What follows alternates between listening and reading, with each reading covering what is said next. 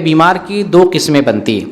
ایک بیمار وہ ہے جو وقتی ہوتا ہے اور ایک بیمار وہ ہے جو دائمی ہوتا ہے. دو قسم کا بیمار ہوتا ہے. جو وقتی بیمار ہے کچھ دن کے لیے، کچھ دیر کے لیے، کچھ گھنٹوں کے لیے، تو ایسا بیمار اتنے دیر کے لیے، اتنے دن کے لیے روزہ چھوڑے گا بیماری کی وجہ سے، کیونکہ اسے دوا کھانی پڑتی ہے، روزہ رکھ نہیں سکتا ہے. تو جب تک بیماری ہے، جب تک پریشانی ہے، بیماری ہے، دوا کھانا ہے، روزہ چھوڑے گا. بیماری سے جب شفا یاب ہو جائے گا بعد میں اتنے روزوں کی وہ قضا کرے گا. یہ بیمار کی ایک قسم کا معاملہ ہے. بیمار کی دوسری قسم ہے کہ وہ دائمی بیمار ہے، علی طول، مہینے سالوں بیمار ہے. ایسے بہت سے لوگ ہوتے ہیں. تو اس بیمار کا حکم کیا ہے کہ اس کے ہر روزہ کے بدلے ہمیں فدیہ دینا ہے. ایسا بیمار جو دائمی بیمار ہو، ایسے بیمار کی طرف سے کیا دینا ہے؟ فدیہ دینا ہے. اور فدیہ کتنا دینا ہے؟ اس میں بھی کئی سارے سوالات ہوتے ہیں جن کی وجہ سے لوگ پریشان ہوتے ہیں.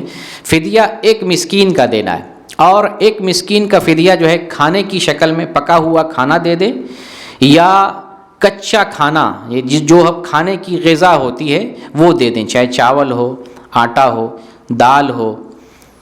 اس طرح کی جو چیزیں، کھانے والی جو چیزیں ہوتی ہیں جس پر زندگی ٹکی ہوئی ہماری، جس کو کھا کے ہم زندہ رہتے ہیں، وہ ہمیں دینا چاہیے.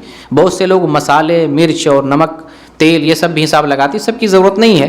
اگر آپ ایکسٹرا طور پہ دے رہے ہیں تو کوئی حرج کی بات نہیں. لیکن فدیہ کے طور پر جو دینا ہے، کیا دینا ہے؟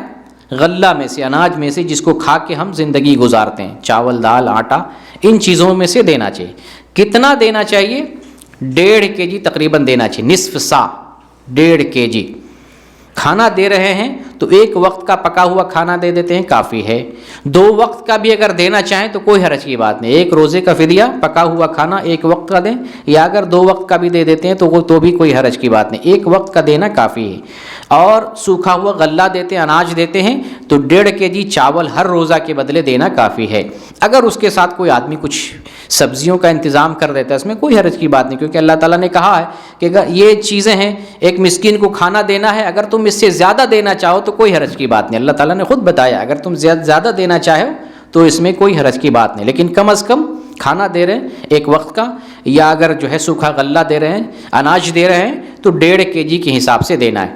اچھا، رمضان میں ڈیلی دیں، یا جو ہے کچھ دن کے بعد دے دیں، 10 دن کے بعد دے دیں، ہفتے دن کے بعد دے دیں، یا رمضان کے آخر میں اکٹھے دے دیں، یا رمضان کے بعد جتنا جلدی ہو دے دیں، اس میں کوئی حرج کی بات نہیں. حسب سہولت دے سکتے ہیں. اور پورے 30 دنوں یا 29 دنوں کا فدیہ ایک آدمی کو بھی دے سکتے ہیں اگر محتاج اور مسکین ہے تو، اور مختلف آدمیوں میں بھی تقسیم کر سکتے ہیں، کوئی حرج کی